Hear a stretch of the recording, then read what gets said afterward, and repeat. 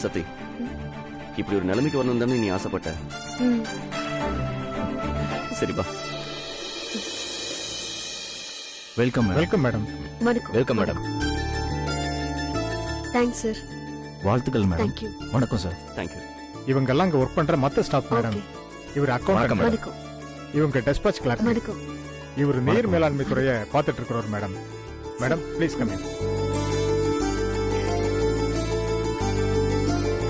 வாங்க மேடம்.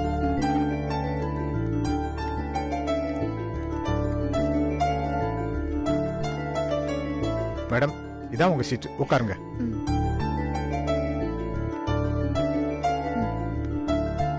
உட்காருங்க madam.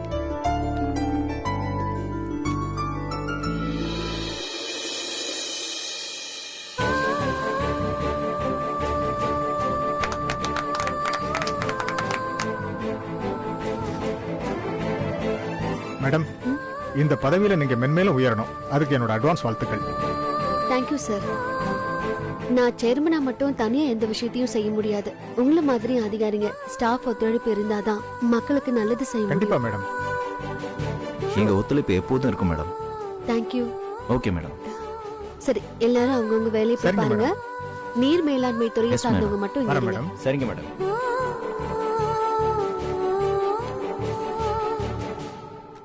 Madam, என் பேர் கேசவன். நான் தான் நீர் மேலாண்மை துறையை கவனிச்சுக்கிற ஸ்டாஃப். மிஸ்டர் கேசவன், இந்த வருஷம் நான் முத போட போற சைனே மக்களுக்கு எனக்கு ரொம்ப தேவையான முக்கியமான நீர் நிலையங்களை தூர் வாரத்துக்கான ப்ராஜெக்ட். அந்த உத்தரவுக்கான ஃபைலை எடுத்துட்டு வாங்க. நீங்க போலாம். சரிங்க மேடம்.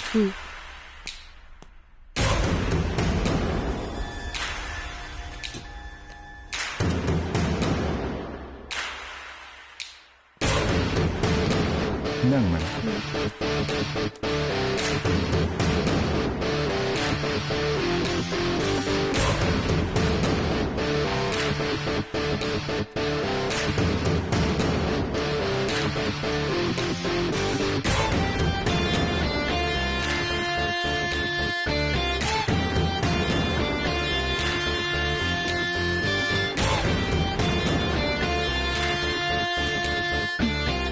Okay madam. தேங்க்யூ.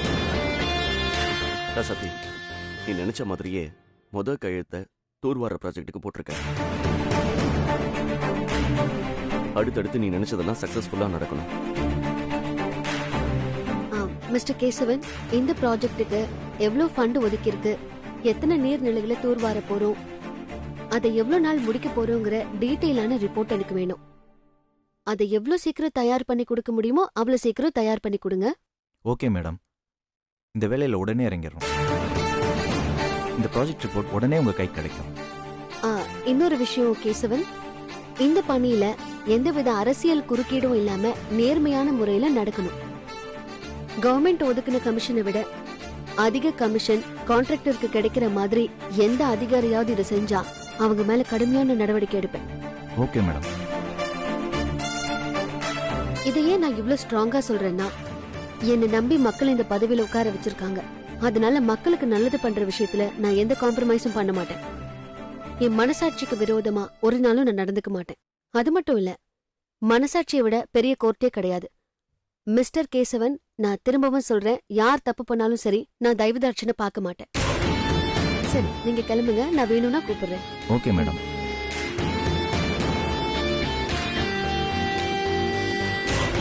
உன் நேர்மையை நினைச்சா எனக்கு ரொம்ப பெருமையா இருக்கு. ஆனா உன்ன மாதிரி எல்லாரும் நேர்மையா இருந்தாங்கன்னு வையேன், நம்ம நாடு அடுத்த கட்டத்துக்கு போயிடும்.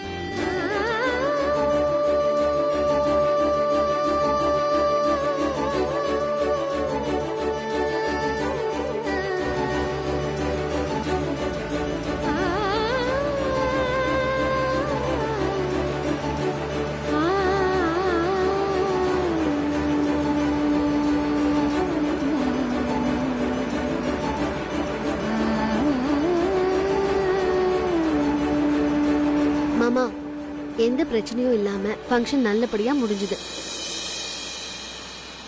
ஆனா என்ன, மரகதத்தை மட்டும் கலெக்டர் கூப்பிட்டதும் மேடைக்கு வந்திருந்தாங்கன்னா நல்லா இருந்திருக்கும். அவங்க தான் வராம போயிட்டாங்க.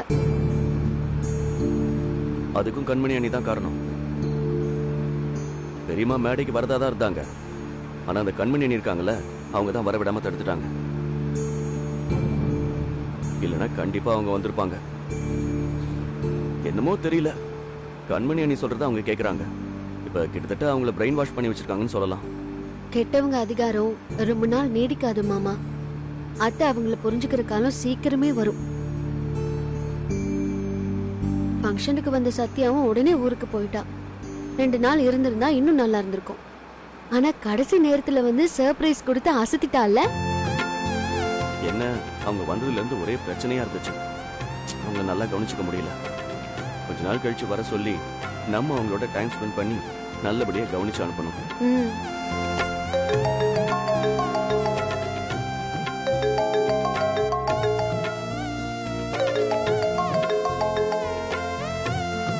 ஹலோ சார், நான் நகராட்சி ஸ்டாஃப் ராமமூர்த்தி பேசுறேன். சேர்மன் மேடம் இருக்காங்களா? அதை நீங்க சேர்மன் மேடத்துக்கிட்டே கேட்க வேண்டியதானே?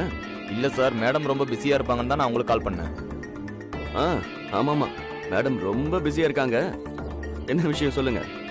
சேர்மன் மேடம் எப்போ ஆபீஸ்க்கு வருவாங்கன்னு பழைய கான்ட்ராக்டர் எல்லாம் கேக்குறாங்க சார். அதான் எப்போ வருவாங்கன்னு தெரிஞ்சா பதில் சொல்ல ஈஸியா இருக்கும் சார்.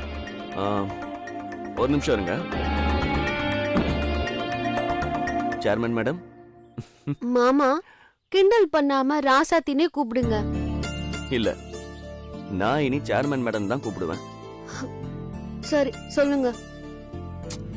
இல்ல, நீங்க ஆபீஸ் வரீங்களான்னு கேக்குறாங்க. ஏதோ பழைய கான்ட்ராக்டர்ஸ் எல்லாம் வெயிட் பண்றாங்களா? இப்போ நம்ம ஆபீஸ் போறோமா இல்ல வேற ஏதாவது பிளான் பண்ணி வச்சிருக்கியா? இல்ல மாமா, இன்னைக்கு பதவியேற்பு விழால கலந்துக்கிட்டு ஆபீஸ் போயிட்டு வந்ததே எனக்கு ஒரு மாதிரி டயர்டா இருக்கு.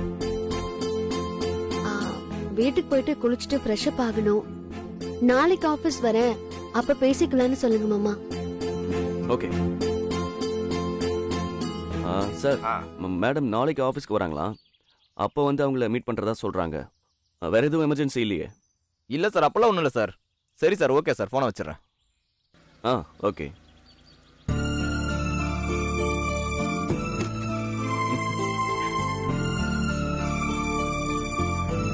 மாமா, எதுக்கு பேச்சுக்கு பேச்சு மேடம் மேடம்னு கூப்பிட்டு கிண்டல் பண்றீங்க? நான் எங்க கிண்டல் பண்ணேன்? நீ இப்ப சேர்மன் தானே, அதத்தானே சொன்னேன்.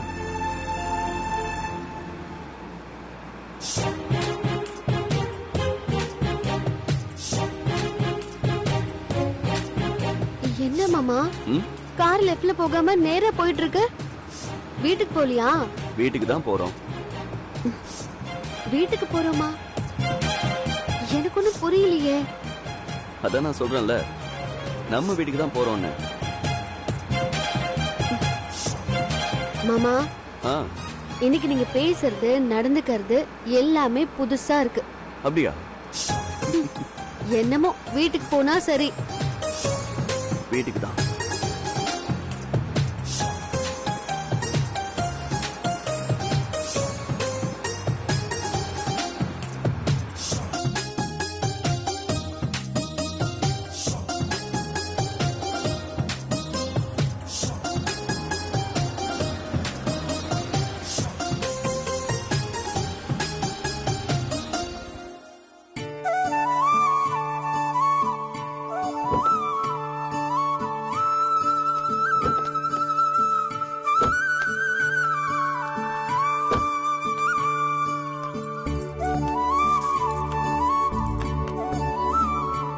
என்ன மாமா, நம்ம வீட்டுக்கு போறோம்னு சொல்லிட்டு வேற யார் வீட்டுக்கோ வந்திருக்கீங்க? வேற யாரோட வீடு இல்ல, இது விஐபி வீடு. அவங்க வீட்டுக்கு தான் வந்திருக்கோம். விஐபி வீடா?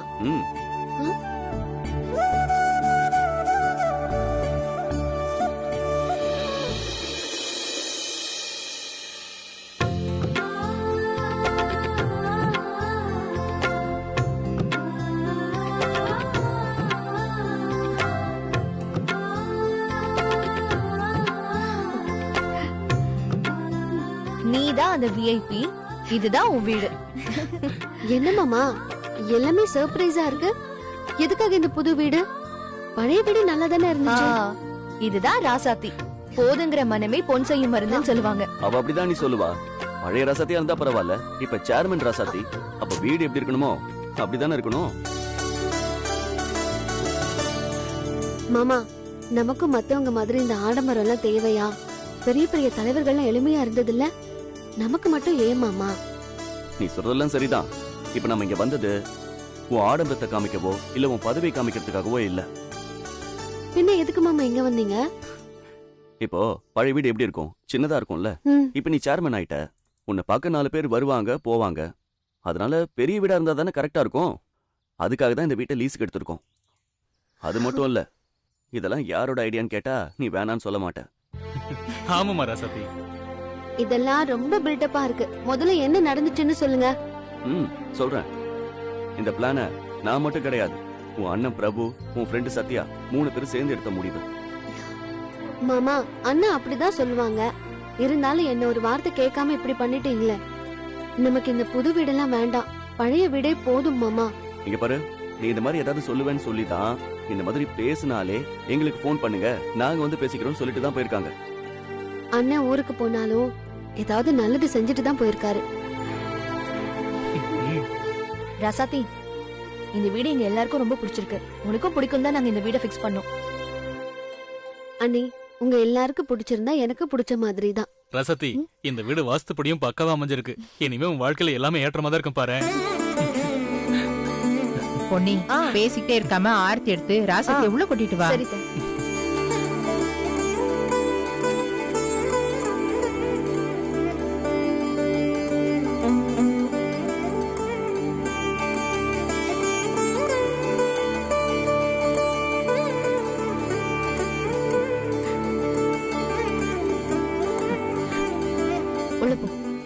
வாங்க 2 பேரும்.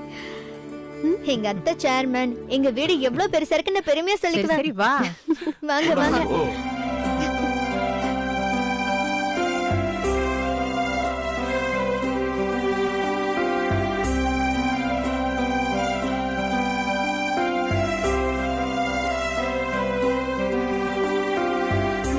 அத்தை, நீங்க சேர்மன் ஆயிட்டீங்க.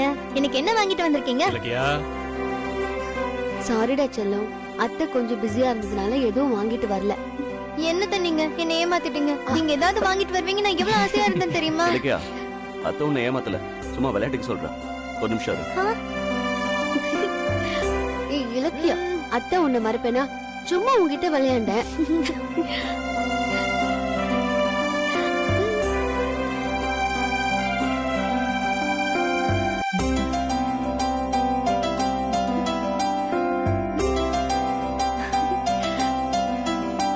டடாய்.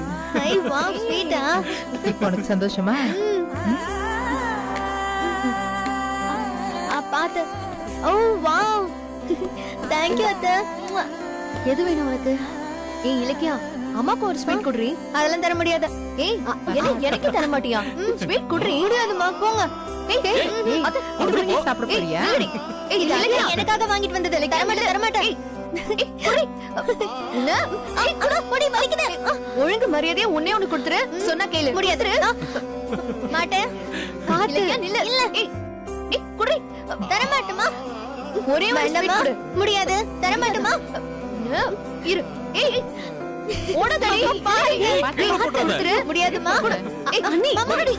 பாருங்க மாமா, பாருங்க அத்தை. குடுடி பாட்டி, பாருங்க. சரி, சரி, வா. ஏய், நில்லு. நீங்க எவ்வளவு கேட்டாலும் இதுல இருந்து ஒரு பீஸ் கூட கொடுக்க மாட்டேன். இது எல்லாமே எனக்கு மட்டும்தான். இலக்கியா குட்டி, அம்மாக்கு தரலன்னா பரவாயில்ல, இந்த பாட்டிக்கு ஒரு ஸ்வீட்டாவது கூட. சாரி பாட்டி, அம்மாக்கு என்ன சொன்னனோ அதேதான் உங்களுக்கு. நான் யாருக்கும் தர மாட்டேன். இருக்கட்டும், இன்னும் எத்தனை நாளைக்கு நீ அத்தை செல்லமா இருக்கேன்னு நாங்களும் பாக்குறோம். உன்ன பாருங்க. இப்போ இல்ல, எப்பவுமே நான் அத்தையோட செல்லம் தான். இல்ல ஆமா, அதுல என்ன சந்தேகம்?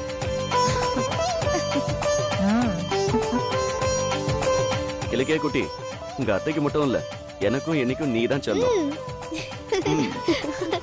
போச்சுடா, நீங்க வேற செல்லணும்னு சொல்லிட்டீங்களா? இனிமே இவ்வளவு கையிலேயே பிடிக்க முடியாது. ஆமா, நான் எப்பவுமே அத்தை மாமா 2 பேரோட செல்லம் தான். இனிமே இந்த வீட்ல நான் வச்சதுதான் சட்டம்.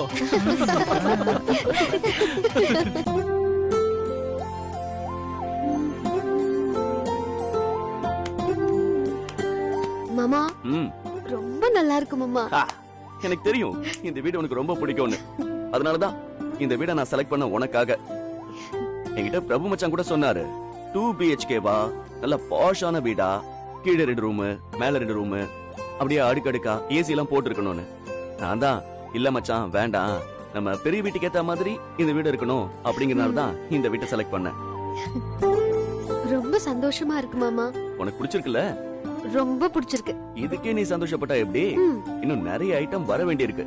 அந்த ஐட்டத்தெல்லாம் இறக்குறோம், என் தங்கத்துக்கு ஏத்த மாதிரி ரெடி பண்ணிடுறோம். ஓகே, அதுக்கு முன்னாடி வா, பூஜை ரூம் அங்க இருக்கு, போய் பாப்போம்.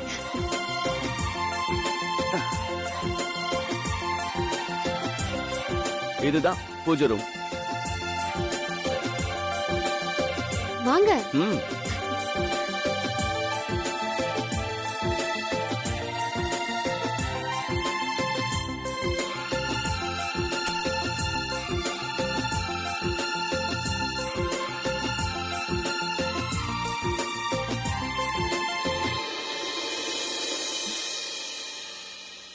போலாமா?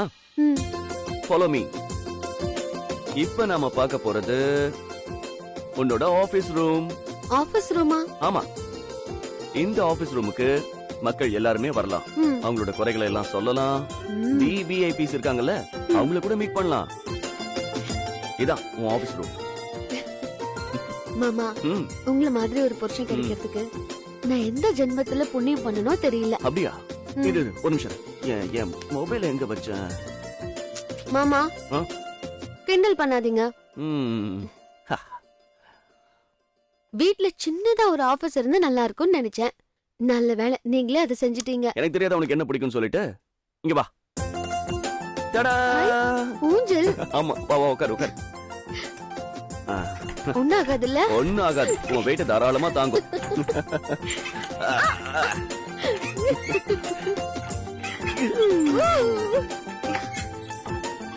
மாமா போதும். போதுமா போதுமா.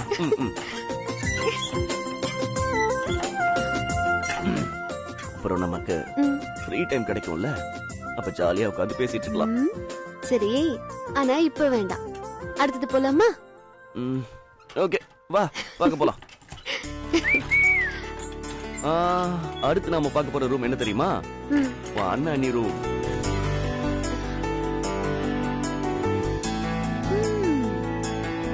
சூப்பரா இருக்கு. ஆமா, இலக்கியாக்கு இது கண்டிப்பா பிடிக்கும். ஓகே, இது ரூம்லாம் பாத்துட்டல. இதை விட ஒரு ஸ்பெஷலான ரூம் இருக்கு. அந்த ரூமுக்கு தான் இப்ப நான் உன்னை கூட்டிட்டு போக போறேன். டடா. இந்த ரூம்ல என்னையும் உன்னையும் தவிர வேற யாருக்கும் அனுமதி இல்ல. மாமா, நீங்க என்ன சொல்ல வரீங்கன்னு புரியுது. ரொம்ப பில்டப் கொடுக்காம வாங்க.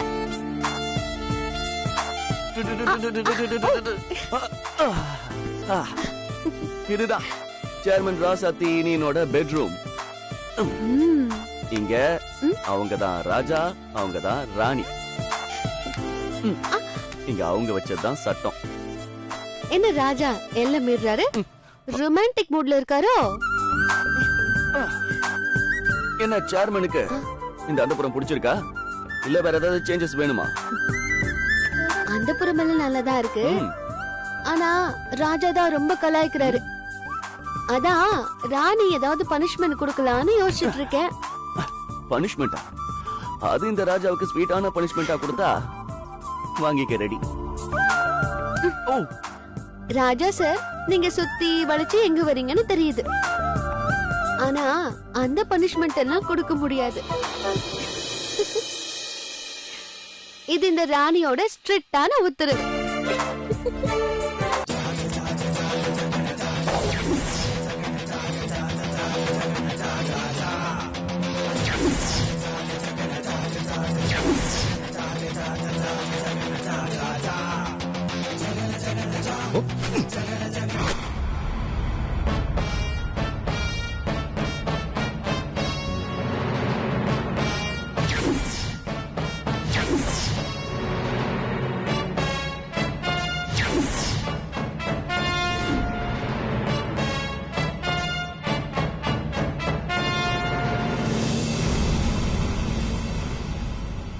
என்னைய இவ்வளவு கோவமா இருக்க? ஆமா, என்ன விஷயம்? சார், நீங்க சொன்னதுனால தான் இந்த கான்ட்ராக்ட் வேலையெல்லாம் செஞ்ச. போச்சு, எல்லாம் போச்சு.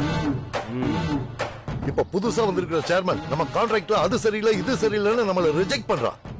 இப்படியே போனா நாம எப்படி குழப்ப பாக்குறது? துண்ட தலையில போட்டு நடு ரோட்ல உட்கார வேண்டியதான். அவளை சும்மா விடக்கூடாது. இரிய, அவசரப்படாத. அந்த ராசாத்தி இப்பதானே பதவிக்கு வந்திருக்கா, அவ அப்படித்தான் இருப்பா. இல்லங்க, அவளை ஏதாவது பண்ணியே ஆகணும்.